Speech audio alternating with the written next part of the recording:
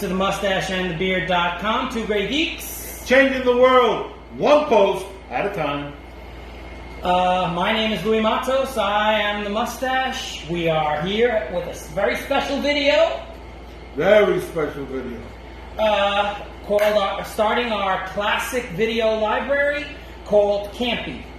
And I am Junior Figueroa, also known as The Beard. And I'm here too.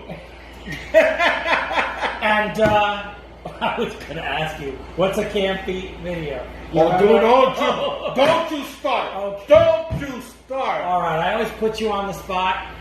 Classic. I don't remember the rest. Archived Motion Picture Yummy? Yearbook. Oh, yearbook. Yeah, so we are starting. I like Yummy better. Yeah, I bet you do. So do I. So we're starting our classic video library. So Yes. basically we have, we'll be discussing some criteria for what we determined to put inside of our video library. Right. And therefore, what determines why some movies don't make the cut. Yeah. Okay. So our criteria to qualify is first and foremost, is that both you and I had to agree, right, on every single movie. On every single movie. Because this is the Mustache and the Beard. Right. So if he liked the movie and I don't like it, it don't make it. Yeah. And if he don't like the movie and I like it, it don't make it. Yeah. It has So to be, you can be sure. Yeah. You can be sure. Even if we don't say it, you can be sure. If it's on the list, both of us like the movie. Yes. And more than like the movie. Right. Yeah. So every movie must, and we have 3 criteria that we discussed that would be very important for us to have in our, to make the cut in, as to be called a classic. Classic. This is our definition of classic. Right. So the first criteria was time related. Right. Had to be old. No, it had to be within a certain Window. span. Yeah. Yes, certain window. For us, a classic must be greater than 50 years old. And the reason why is because, it should be good for a long time. You can't just, call a movie, say A Quiet Place and say, oh, that's a classic. That's an instant classic. No. A classic has to stand the test of time. Uh-huh. So for not right now, since we made it 50 years, it has to be 1970 or earlier. Right? The 1970 is the cutoff point. Now next year, in our adjusting of time, 1971 will be the cutoff point. But for us, this year beginning is 1970. Time-related component, 50 years or more. All right, so every movie must be also exceptional in some way, right? We will argue why it's included in our library, and when we argue, it'll be, this is why it's exceptional. All right? It was exceptionally made, it was exceptionally directed, it was exceptionally acted, it was in some way Very special. It was special. And it doesn't necessarily mean that a lot of money was Right, it doesn't have to be big budget. Right. All right, and so that's second criteria. Then the third criteria would be a paradigm shift. Every movie must have created a paradigm shift. Movie making was altered in some way. In some way. It started a genre. It created. There were imitators. Mm-hmm. In some way, it's the first in a series. The first in a series. Something. Mm-hmm. So it did something to alter the movie entertainment. All right. We also decided that we're also going to classify this movie because, like in a library, there's a horror section, there's a science fiction section. So some of these movies might have mixed genres. More than one. Yeah. But we're going to definitely say, well, this is going to be in this wing of the library. All right, so that you'll find that. And we might actually disagree about that, although we will also, in categorizing these, so for instance, Frankenstein, right? Best example. Frankenstein, 1931, is both horror and science fiction. However, when I IM'd you, right, I asked you, how would you classify Frankenstein? Horror? And then your response was, of course. What else would it be? Of course. Now, granted, no, because especially in those days, you had two ways of going with horror. You had a fantasy or science fiction. Frankenstein is science fiction. It's mad scientist, you know, and the electricity, and then you have fantasy like Dracula or Lugosi. Okay, those seem to be the two ways in which Universal primarily went. And of course, you take like Wolfman, fantasy, Invisible Man, science fiction. But the point is, which is it more? Is it more sci-fi or more horror? And definitely, it's horror. It's horror. All right. And last last thing we'll be doing today is then we will give you our ratings and recommendations. Right. So moving right along, we'll discuss our first movie. Bask in the moment. Our first movie for our classic library. Okay. Yes, our classic video library. Right. All right, so we start off with, and the reason we start off with this movie is it's 1931. It's the first one on our list as far as the oldest. Right. It is the oldest movie on our list, and it is Frankenstein, 1931. Yay! Frankenstein. Yes. Boris Karloff. Pre-code horror science fiction film directed by James Whale. We love James Whale, if you didn't notice that when we talked about The Bride of Frankenstein. That's right. Listen. Quick aside. If you have the opportunity to see any movie directed by James Whale, take it. Yes. All right. Produced by Carl Laemmle Jr., son of the founder of Universal. Yes. So, based on a play, based on Mary Shelley's book. So it's with a plays that they originally had the concept, and James Whale wasn't the first director chosen. No. All right. So Colin Clive is Henry Frankenstein, mad scientist. That's iconic. Boris. But yeah, go ahead. Was it iconic before this movie? No. No, this is what made it. Yes. This is 1931. Yes. It's like 2 years So after. think about it. How ingrained in our psyche is it the mad scientist? And here we're getting the first one. Then Boris Karloff is the monster. Or the creature, depending upon, who's writing. And his look is become the flat top. Yes. Is iconic.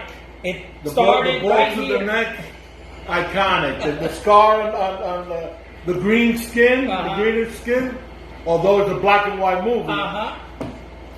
All right. And then Dwight Fry as Fritz, the hunchbacked assistant.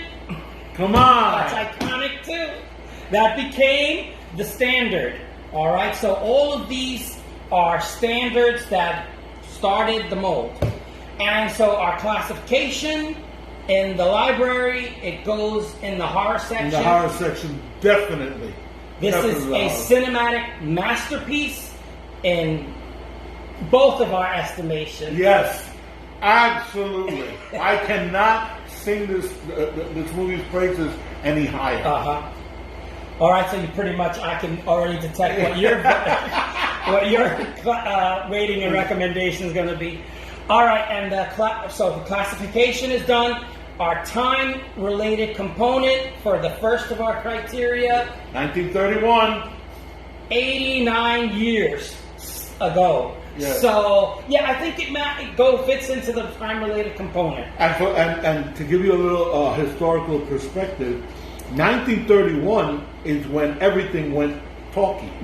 Okay? Now, it's not that there were no talkies before 1931, but they were experimental. And they were still doing talkies and silent. You know, it was back and forth. By 1931, everything was talkie, no more silent movies. So put that into perspective. That Frankenstein, 1931, and it's still kicking butt. It's still amazing. Talk about how this movie is exceptional. That might take a while. Oh my God! You know why it's exceptional? Right off the bat, James Whale, right? His directing is oh my God.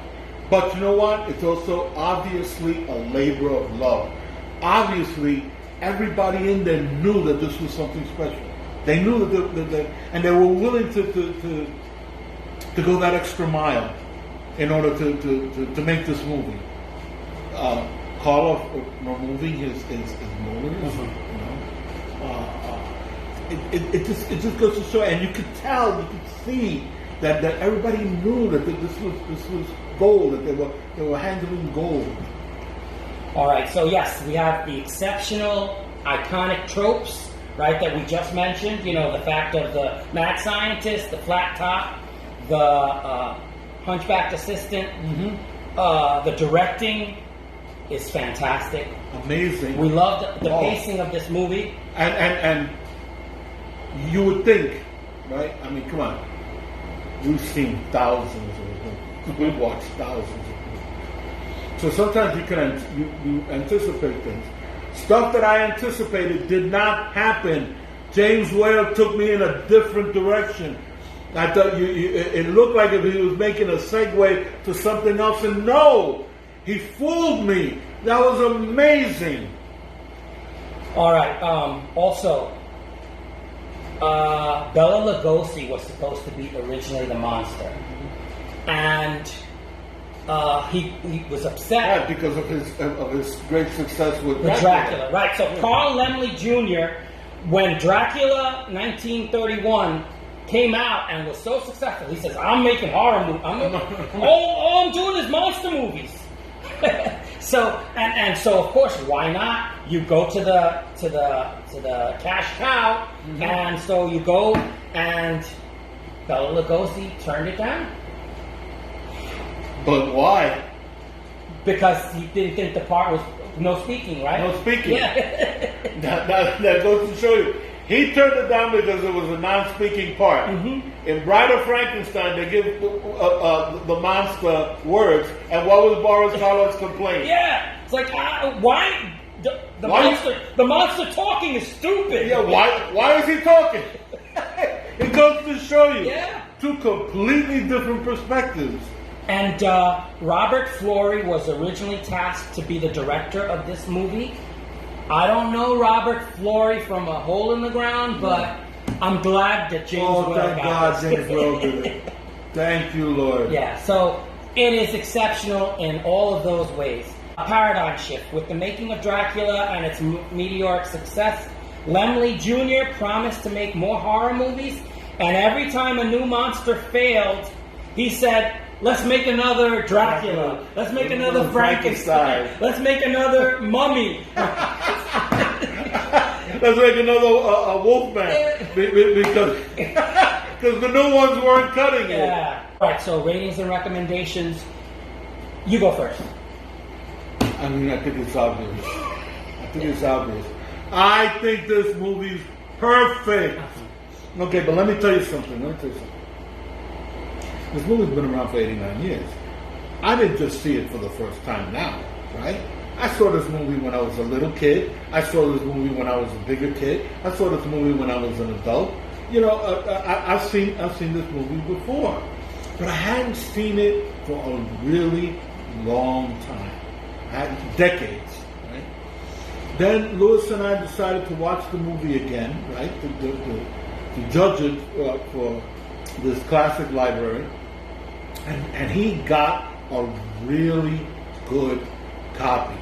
Copy, you know, the remastered, it's pristine, right? And I sat down, and now I'm older, and I hopefully wiser. And I sat down and watched this movie, and I was blown away. It was better than if I had watched it for the first time. And I was amazed. I was amazed at Karloff. I was amazed at James Whale. I was amazed by everything. And I came away thinking this movie's perfect. It is perfect. There is nothing I would have changed, nothing I would have done different. And so, if I got to give it a rating, I got to give it 5 Great Geeks. To me, it's perfect. And you say something that normally we don't say. When we give 5 Great Geeks, normally we say, it's not a perfect movie, but it's close to it. Right. I have written down 5 Great Geeks. This movie is perfect. It's perfect. There's not a thing that I would change about this movie. And that's rare for us to say. That's right. And not only that, the directing is timeless. So, I mean, anyone that knows directing, you take a look at this movie, and the pacing is something that you admire. Oh my God! It's so quick. It's so there's no fat. There's no fat on this movie. It's all meat. And we know fat. Okay. You better believe it. All right. So, it is with great pleasure that we induct this into our classic video library as movie number 1. I don't think we could have chosen a better movie. I agree. All right, so we decided to do these movies chronologically. Right. Right? But that one being number 1 is perfect. And some of these are not going to be like our favorites. They're not all perfect, but they make the grade. Yes, they all are exceptional. Right. All right, so number 2 for our classic library was Tarzan, the Ape Man, 1932. Yeah. Tarzan, my man. Yeah. Oh! Yeah, that was nice and loud. All right, and I'm going to tell you something about that Paul. Pre-code American action adventure film. This is an MGM movie. Right. Directed by W.S. Van Dyke, which you love as a director. Mm-hmm. Right, yeah. It's world famous. Yes. Based on Edgar Rice Burroughs' Tarzan of the Apes. So the book, right? So this one also based on a book. That you do the story away. Yeah, it's loosely based. Yeah, very loosely. Yeah, it's not. So you kind of wonder after having read the novel. I mean, let's be honest. Most of the kids nowadays don't read Edgar Rice Burroughs. Right? They don't read, but they also don't read. Which is a shame. Yes. Because they're like 28 books or something like that. That he wrote. And they're not reading the John Carter of Mars. They're not reading Carson of Venus at the Earth's core. Come on. Yeah, I know those are incredible pulps. Yeah. And it's funny that you could have bought them for so cheap. Yeah. And these are like classic books. All right. So starring Johnny Weissmuller, Olympic swimmer, who won 5 gold medals and 1 bronze. He won 52 U.S. national championships in swimming. He is the 6th actor to play Tarzan. Mm-hmm. 6th! And this is 1932. That means there were a whole mess of silent Tarzan. Right. He's the first talkie. Uh-huh. This is the first talkie Tarzan movie. But he's the 6th actor to play Tarzan. And he's best known as Tarzan. Yeah. That's like, when you say Tarzan, you're like, Johnny Weissmuller?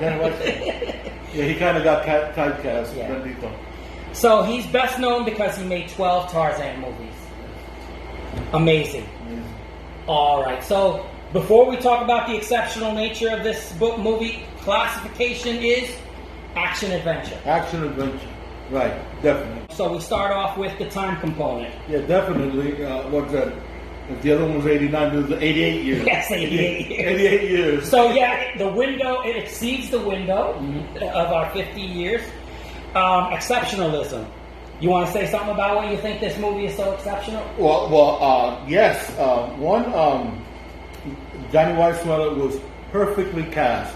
The arms on this guy, you could believe he was raised by apes. Okay? And simply the thing is that he has a swimmer's body. Yeah, long arms. Those long arms, you know. He has and he's an athlete. He's not bulging muscles, because swimmers don't have that kind of body. Sink. Yeah, he's got is more lean, you know, light. But he looks great. He's a great looking guy, especially at this time.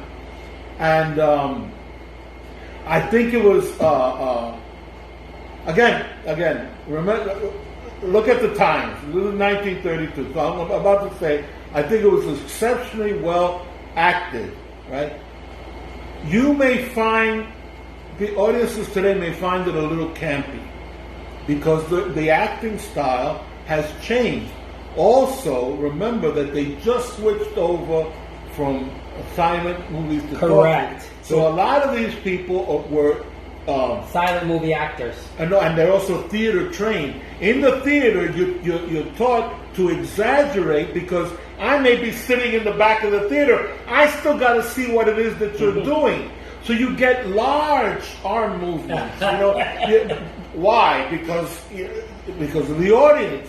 So then these people are brought over to make a movie, right? They're still doing, these large.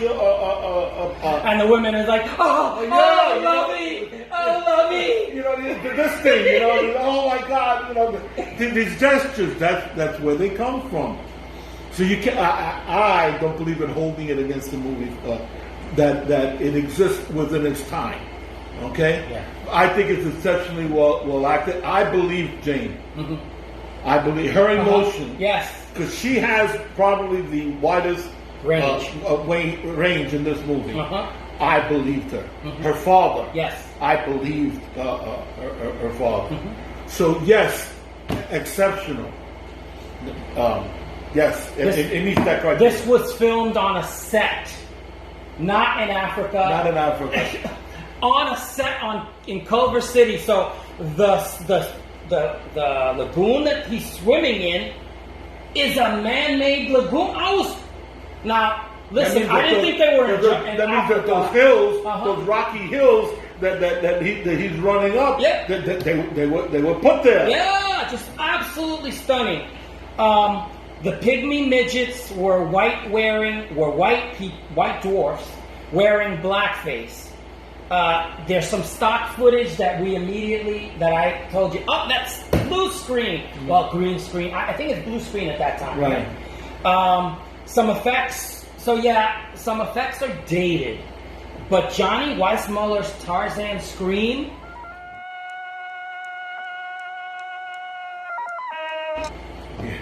It is so iconic that sometimes the actors of Tarzans today, they just do Johnny Weissmuller's scream. Mm-hmm. Now they try to mimic it, but because it's like the director says, you know what, we're just going to go with Johnny Weissmuller. Yeah, exactly. Now, he's passed away, but they have it so recorded that they're like, we'll just use Johnny Weissmuller. And you know that they originally created the yell, the Tarzan yell. It was an effect. They took different sounds and they put it together, right? Like, for example, I know that it was a bass fiddle, running the ball along, and they put it, and then they came up with the sound, right? And then and Johnny Weissmuller was like, I can do that, and they said, really? And he went, and then they went, okay, and they went with his doing that. Isn't that amazing? Paradigm shift. Most Tarzan actors model their Tarzan from Johnny Weissmuller. Yes. Over even Edgar Rice Burroughs' character, the creator of Tarzan. So they would rather look at Johnny Weissmuller than read Tarzan from Edgar Rice Burroughs, the creator. And he started a whole subgenre, because not only did we have a slew of which they even recently came out with a Tarzan movie, so they're still making Tarzan movies. But we had there was Thun, the Lion Man. There was Bomba the Jungle Boy. There was Jungle Jim. He started a whole subgenre. This movie. Yeah. So clearly, this movie is a paradigm shift. and deserves to be our number 2 entry into the library. So, ratings and recommendations. I'm going to go first? Yeah, you go first. I want first. I'm going to, my only little tiny critique, and it really is not, it's not fair, but the blue screen was so obvious to an audience of today. Right. Right, you're gonna have to. You're gonna have to swallow that. You're gonna have to swallow that. Yeah, because they didn't have the tribe in Africa. They were doing the best that they could. No, but it's fairly obvious. Right. So, I give this, my rating for this movie is 4.5 Great Geeks. It is almost perfect. I loved this movie. I hadn't seen it in over 30 years. When we watched it, I'm like, I'm having so much fun with this movie. Yeah, it's a fun movie. It's a fun movie. I mean, the flinging of Cheetah, I was like, oh my God. I was shocked at how graphic that was. Oh my God. I'm like, oh my God. They killed that monkey. They killed the monkey. It didn't die, but it sure looked like it. I have no idea why it didn't. All right, so yes, 4.5 Great Geeks. I think this movie is absolutely exceptional, almost perfect. Almost perfect. And I completely agree with you. I agree with you about the blue screen. And another complaint that I have, which I think is a minor complaint, simply the gorilla costumes were not up to par. The gorilla actors were, okay, but I have seen, even for that time period, I've seen better. I think they were just a little too scruffy, and I'm not sure why. Somebody needed to take a brush and brush them. They used a lot of animals, though. They used elephants, zebras, yes, definitely, cheetahs. Definitely. But I'm just thinking about the guys in the. They did a very wise thing. They put actors in gorilla costumes and then mixed them with real apes. So there were real chimpanzees, real apes interacting with the actors in the gorilla suits, which I thought was a great idea. Yeah. I've never seen that before. No. I thought it was a great idea, but the ones the suits that were fake were just a little scruffy, and so they didn't look quite as real as the real apes.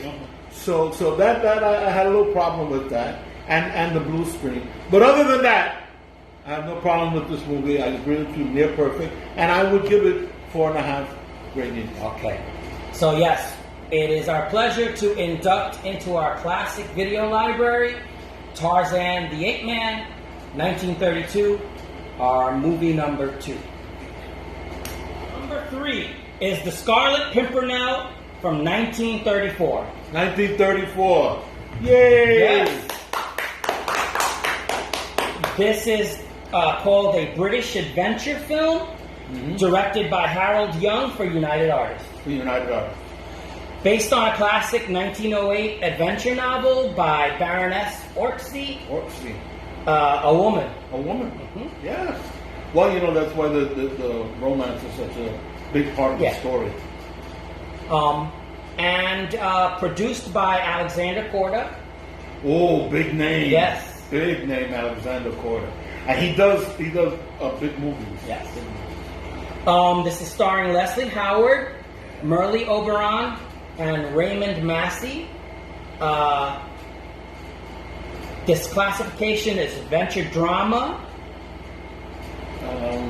Can I make a suggestion? Yes. I agree with you. It is action adventure drama, but the Scarlet Pimpernel is also a proto superhero. Okay.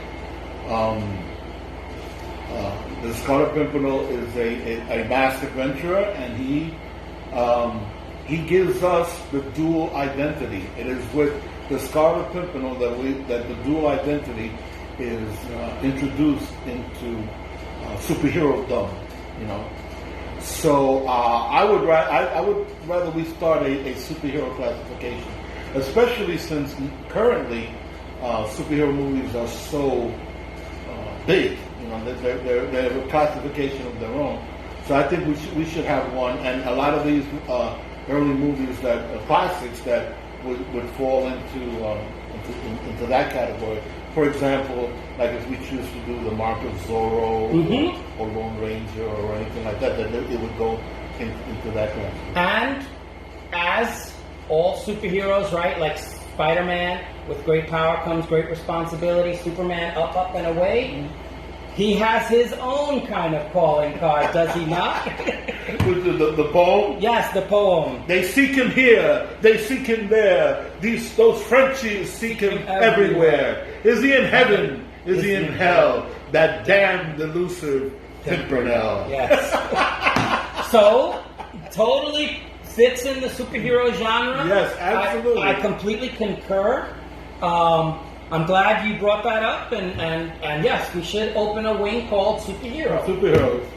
All right, so the time component? Yes, definitely. 86 years. 86 years. Right? So we're 89, 88, 86. We're getting closer. Exceptionalism. Yes. Let me just say this, and then you could... There's a point in the movie where you see the husband has a misconception and the wife have a misconception, and it's breaking my heart. And I realized that somewhere along the line, I began to care for these characters. Yeah.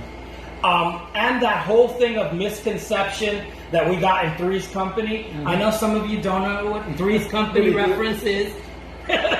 But yes, that whole thing of you hear something and you think that they mean something and it means completely something else.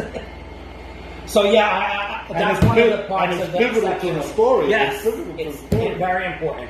So yeah, anything you want to say about exceptionalism? Yes, well, we are talking about Leslie Howard, Merle Oberon, and Raymond Massey.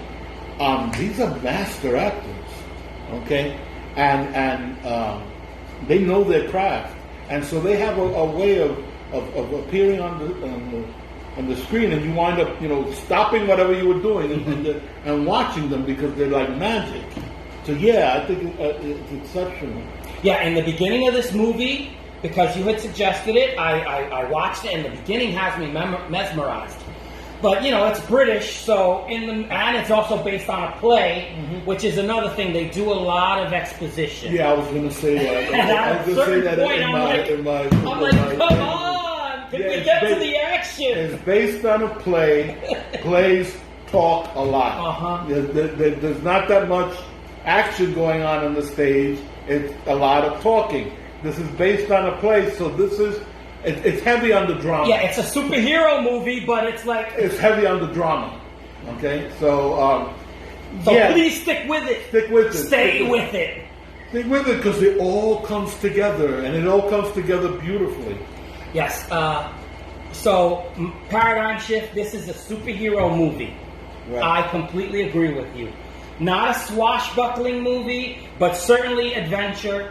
Based on a play which explains the excess verbosity, also the misunderstanding. It's just, like I said, at first, in the middle part, I'm saying, oh God, I'm going to have to tell the Beard that I don't like this movie. But then all of a sudden, there is this come to Jesus moment, and it's like, I love this movie. Yes, you do fall in love with the characters. Yeah, so paradigm shift. Go ahead. Yeah, you do fall in love with the characters, and it grips you. Yes, they grab you. They grab the story, grabs you, and then at the end you're worried. You're worried at the end because you're like, oh my God, is this going to end tragically? Because you don't know. Right. It doesn't have to have a happy ending. Correct. So you're like, oh my God! And they wait till the actual last minute of the movie. So now, it set it up for dual identities. This means that Zorro, Batman, Superman, Spider-Man, all those are secret identities. They owe everything to the Scarlet Pimpernel. He's the one that started it. 1934. Amazing. Ratings and recommendations. I'm rating this one 4 Gray Geeks because of the talk, the excessive, but again, it's based on a play, so it's not your typical superhero kind of slugfest, kind of action thing. That's not what a play does. A play, there is exposition, but the drama is real. The heart. It grabs you. It's got heart. Yes, and so, like I said, I fell in love with the actors. Obviously, are fantastic. If they were able to get me to where I'm saying, "Uh-oh," and then all of a sudden it's like, "Wow!" It blew me away at the end. I say 4 Gray Geeks. I think this is an exceptional movie that deserves to go into our classic video library. I agree. One other thing I wanted to say, though, this movie starred Leslie Howard, right? And basically the plot of the Scarlet Pimpernel is a hero who, during the French Revolution, when the revolutionaries were wantonly killing the aristocrats for no other crime than that they were aristocrats. They hadn't done anything, but they were being executed, beheaded, simply because they were aristocrats. The Scarlet Pimpernel and his band of merry men take it upon themselves to rescue these people from France and bring them to safety in England. Okay? That's his mission. Well, this movie was so successful that they updated the story to World War II, and they created a movie called Pimpernel Smith, in which a professor does the same thing with Jews from Germany. Wow. Okay? And guess who they picked to play Pimpernel Smith? Leslie Howard. Really? So he play again. He plays the part of the Scarlet Pimpernel in an updated story. Wow. Okay, I love this movie, but I agree with you. About the exposition and that it is slow moving in the middle. So yeah, I'm going to go with you. I'm going to give it 4 Gray Geeks. I agree with you. Okay. Now again, 4 Gray Geeks is a high rating, and I highly recommend it. It's excellent for us. But and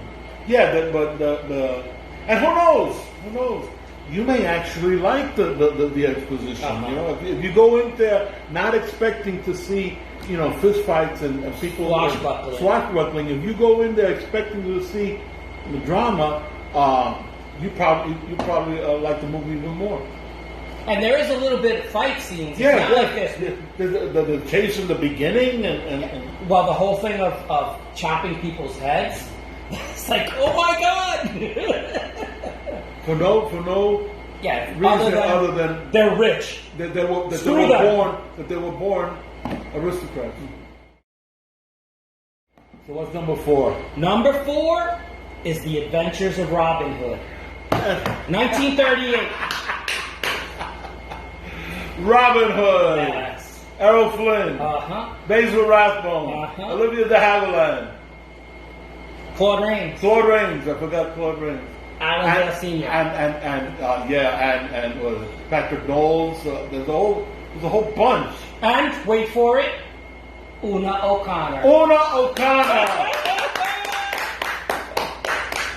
In probably her most subdued role. Yes, I know. She's not a screamer in this one. She's a screamer in every other movie we've seen. All right, so it's an American Technicolor swashbuckling film, directed by Michael Curtis and William Keighley. 2 people directing. Weird. Warner Brothers movie starring Errol Flynn, like you said, all of those. Basil Rathbone. Yeah. Olivia de Havilland. Yeah, you said all those, so I was like, I'll skip that. Big budget. This is a big budget movie for Warner Brothers. Epic. $2 million. Epic. $2 million is what they spent on this movie. Huge cast, huge scene. It was the first time they did full Technicolor. The best swashbuckling film of all time, according to a lot of people. It's according to the IMDb and all these people that voted, it's the best one. So classification, action adventure, or do we want to call this swashbuckling? Action adventure is kind of like what they normally have in a library. Right. But you might want to put it under swashbuckling. Okay, so we'll put because I think there's going to be a lot under action adventure. Right, and so subs like we did the superheroes. Yeah. So we'll call this swashbuckling. Okay, awesome. Yes, because we're going to have some swashbucklers. You know what the swash is, right? The sound of the sword? The thing that comes. Oh. And then you buckle it. Yeah, I see. Okay. With that big buckle, yeah, I know. It's the swashbuckling. All right, the time component. 82 years, right? 1938. Meets it. Yeah, it meets it, and it's color. Yo, and it stands up. It stands up. Man. Okay, color so at that time. Exceptionalism. So it's color at that time. it's the first color, right? So first movie, full-length movie. It got the big budget treatment, with all these exceptional actors, Errol Flynn and Olivia de Havilland. Mm-hmm. As wonderful as they ever have been. Basil Rathbone as the sheriff is evil. Claude Rains is a slimy, prissy Prince John. beat. Keeping it PG. Sword fights are awesome.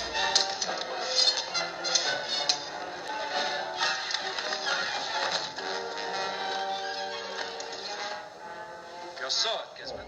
Incredible. Where we didn't have them with the Scarlet Pimpernel. Here we are. In abundance. Oh my God. Abundance. And that archery tournament? Archery scenes are cool. Maid Marian in the forest with Robin Hood. That's like, I would fall in love with him too. Incredible cinematography. Where number 3 is chatty, this one is svelte. I love this. It's exceptional in all of those ways. It's fun. It is so much fun.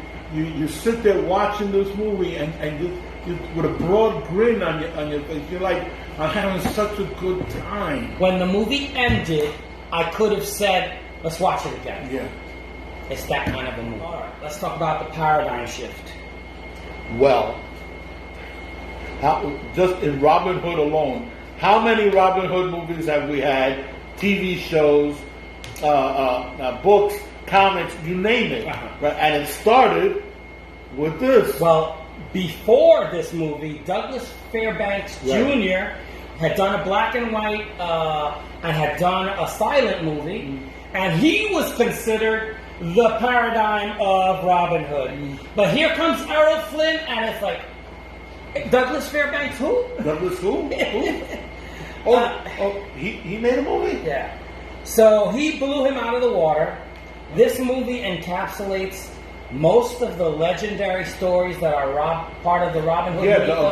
All the legends, they're all there. The fight with Little John on the bridge, how he met Friar Tuck, the archery tournament, all of them, they're all there. SCARLET is there, and the son of the Miller's son. Much the Miller's son. Yeah. Who is much older in this one? Yes, that's what I was going to say. That in the part with when we're doing ratings and. Oh, okay. You'll say that for them. Yeah, I was saving it for that. Okay. Well, you can mention it now if you want. No, it's fine. I think I'm gonna go. I think we both might have the same. You might be less. You think, or it's gonna. Okay, it's less. Oh, okay. All right. So I'm gonna say ratings and recommendations. I think this is a perfect movie.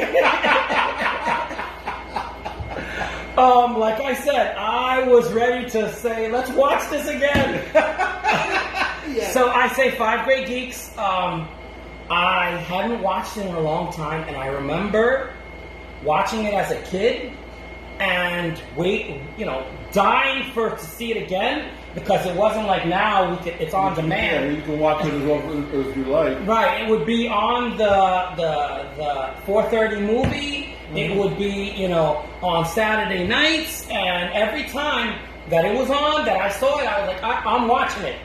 This movie is that good. It made me want to be Robin Hood. Yeah. And so I love this movie, and I love Errol Flynn. Yeah, me too. I think that's... Me too. We got to watch more. Yeah. I agree with you 100%. What I wanted to say about Much the Miller's Son, right?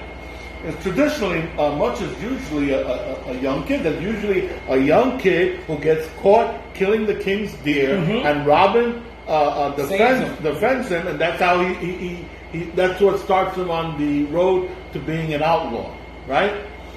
In this movie, Much is still Much the Miller's son, but he is much older, a much older man, and played for laughs. Right? He's part of the comedic relief. Yeah, the comedy relief.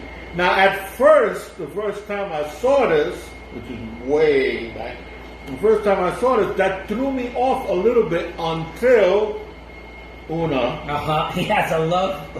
He has a love interest, and the love interest is Maid Marian's Maiden. Maiden. What do you call that? The lady in waiting, right? And Una is a older woman. Belt. Yes, it's the chastity belt, right? And she's an older woman, and there's a love story between. So when she's introduced and that happens, I'm like, oh, that's why they did that. I get it. That's why he had to be that age. That's why he had to be that kind of a character. And then the thing is that you love them together. They're so cute, adorable. They're so adorable that my complaint about Much went flying out the window. And so ultimately, I wouldn't change a thing. Yeah. So therefore, it's a perfect movie. 5 grade B's. Oh, okay. And the thing is, I don't know what you're gonna rate it. Una O'Connor has never been cuter. Oh my God! Because usually she's annoying. Yes. She's annoying in Bride of Frankenstein. You said that she's even worse in Invisible Man. In The Invisible Man, she is horrific. Oh, you're like, oh God, please kill her next. But then she comes out in this movie, and she's so not that she's not. It's still Una. It's still Una. She plays the character big. Yeah, but it's okay. It's cute. Yes. Her and Much are the comic relief. And it works. And they're adorable. Oh my God, it works. And you're so happy to have that romantic arc in there. Yeah, excellent. So we're in agreement. Wait, so it is with great pleasure that we put The Adventures of Robin Hood, movie number 4, in our classic video library. This is so much fun. We're talking about movies that we love, and it's like, we're so much fun. We're like rediscovering old movies. All right, classic movies, not old. How dare you? That's right. Classic. Like a fine wine, vintage. Like us. Well, you can either be a fine wine or you can be old cheese. I'd rather be fine wine. It smells better. It smells better. All right, number 5 is Stagecoach 1939. Yay! Starring da-da-da-da. Well, it's to be honest, Claire Trevor has top billing. Top billing. Yes, she does. And John Wayne. No, I'll give it to Claire Trevor. To tell you the truth, the emotional, the range of emotions for her in this movie. Yeah, she deserves it. She deserves it. All right, so it's an American Western film by United Artists, directed by John Ford. John Ford. Let's hear it for John Ford. Another great American director. Yes. So yes. Pappy, they called him Pappy. Claire Trevor gets top billing, and then John Wayne breaks out as a star. As a star, this is his breakout movie. Based on a short story, the stage to Lordberg by Ernest Haycox. The characters are all archetypes of the Wild West. Yes, beautiful. Yes, an important movie that transcends westerns. There's another person that wrote a review, like reviewing the best movies ever, said a mythic representation of an aspiration toward a politically meaningful equality. So basically, you're talking about all the people in the stagecoach. They aren't all equal. No. Not when it starts. No. One person is an actual outlaw, right? Mm-hmm. You have a whore.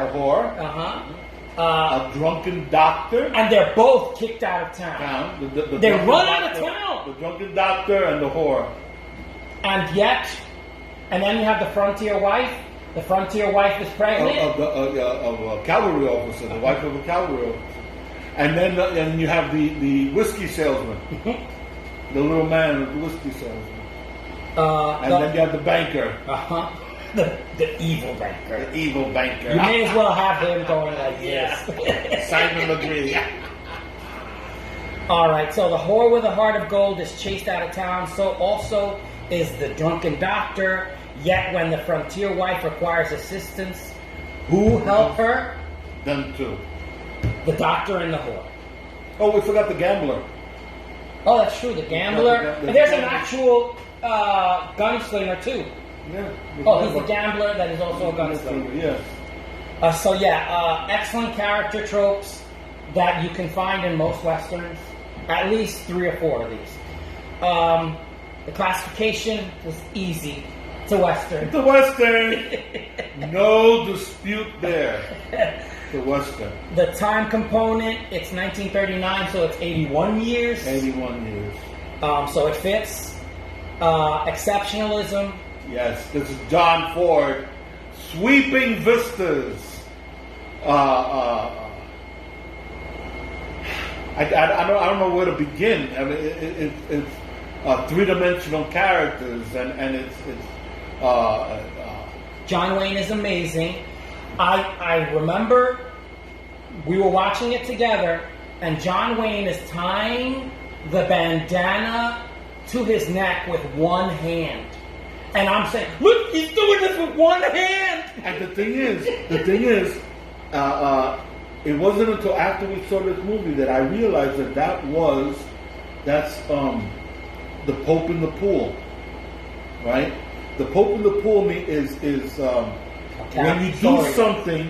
when you do something in a movie, there's exposition, there's talking. And you don't want people to get up and go to the bathroom or go get popcorn or something. So you have an actor do something to focus your attention while the other actor is talking and giving necessary information. Because this is the scene where we find out about Ringo Kid's background. Mm-hmm. Okay?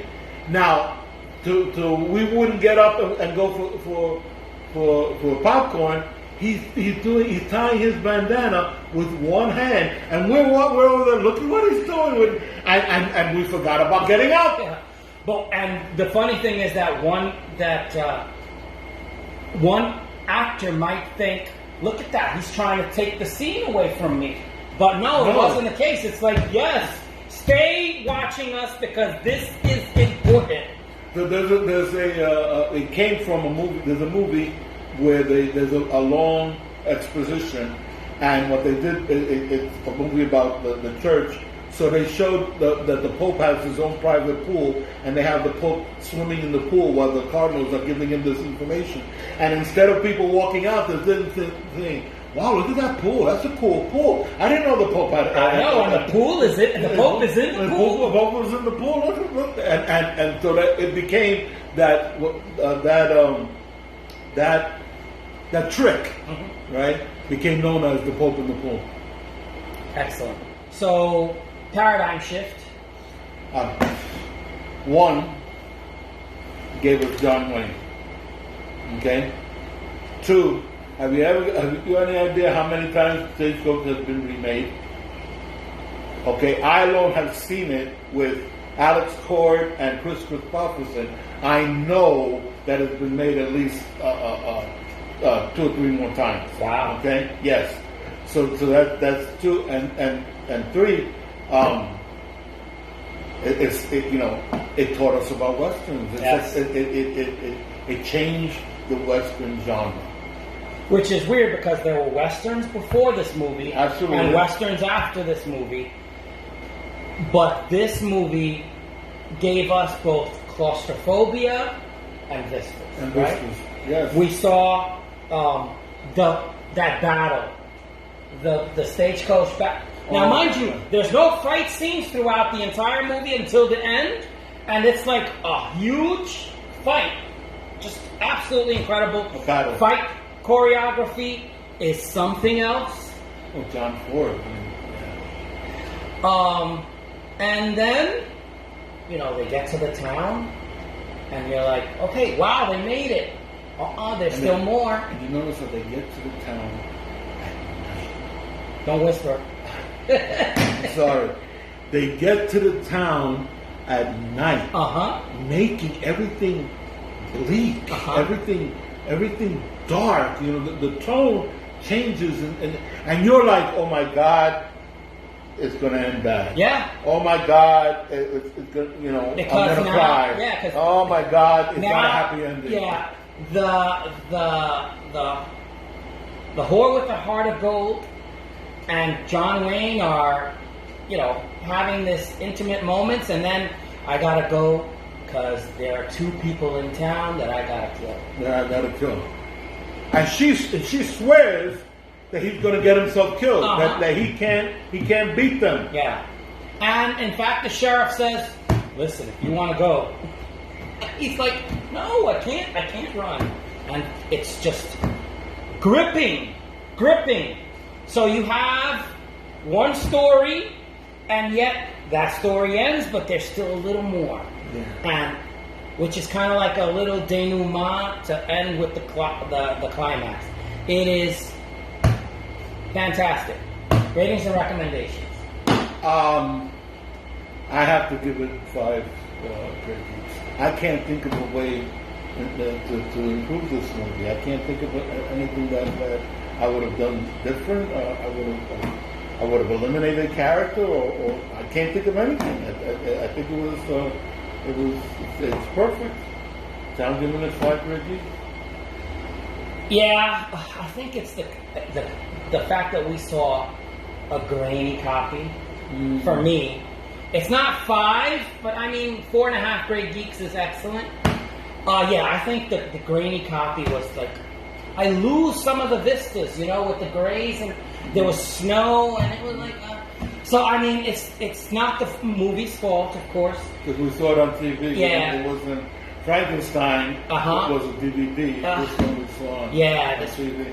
Yeah, and it was I'm sure there are copies that are perfect. Yeah, somebody must have remastered. They must have, because this is such a classic movie. Maybe we should make sure that from now on that we get like top notch. Yeah. If we're going to keep doing, which we're going to keep doing, these classic movies. There's probably more of them like that. Yes. So for number 5, Stagecoach 1939, it is my pleasure to welcome it into the classic video library. Yay! Yeah. All right. I think we've tackled the first 5. That was fun. Yes. And those are 5 dynamite movies. Exemplary movies, right? Movies. So, to recap, Frankenstein, 1931. One. Number 2 was Tarzan the Ape Man. That's the one I keep forgetting. Tarzan the Ape Man, 1932. Number 3 is The Scarlet Pimpernel, 1934. Number 4 was The Adventures of Robin Hood. How could we forget that one? 1938. And last but not least, Stagecoach, 1939. They were all 1930s. Yes, all, which is weird because our next 5 are not. They're all scattered all over. You're right. It's not like we got 5 more in the 1940s. But we didn't. This just worked out that way. Mm-hmm. So yes, there'll be another video where we will be doing our next 5. Yeah, this is just part 1. Mm-hmm. We're to kick off our classic video library. We're doing 10 movies. Mm-hmm. So yes, and we'll be talking about those very, very soon. Mm-hmm. So watch for it, please. So as we get to the end, do you have a wise mystic for us? Yeah, well, actually, I have a short story that I would like to tell and conclude with a wise mystic. Okay. Okay. The anthropologist Margaret Mead was once asked, "What's the first sign of civilization?" And the person asking thought it was going to be like cooking utensils or the wheel or something to that effect. And she said her answer was a broken femur that had healed. And they said, what? And she said a broken leg that had healed. She said, understand that if you break your leg, you die. You can't run from a predator. You can't hunt. You can't. So you can't feed yourself. You can't collect water. You can't drink. You. All you could do if you broke your leg is die, unless someone took care of you. So a broken leg bone that had healed meant someone took care of someone else. That is the first sign of civilization. People, my people, take care of each other, help each other, be civilized.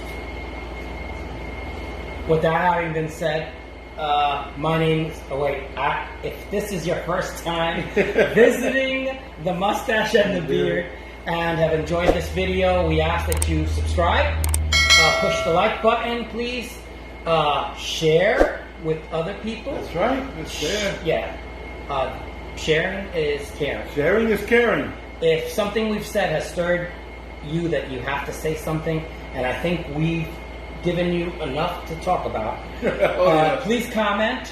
Tell us what we got right. Tell us what you think we might have gotten wrong. If you have suggestions, we're opening up a classics library. Do you have suggestions of movies that you would like us to consider for our classics library? You know what? Please let us know. You know what our criteria is. That's right. We always thank you for watching. Yes. My name is Louie Matos. I am the Mustache. I'm Junior Figueroa. I be the Beard. See you later. Hasta la vista. Take it easy. And peace.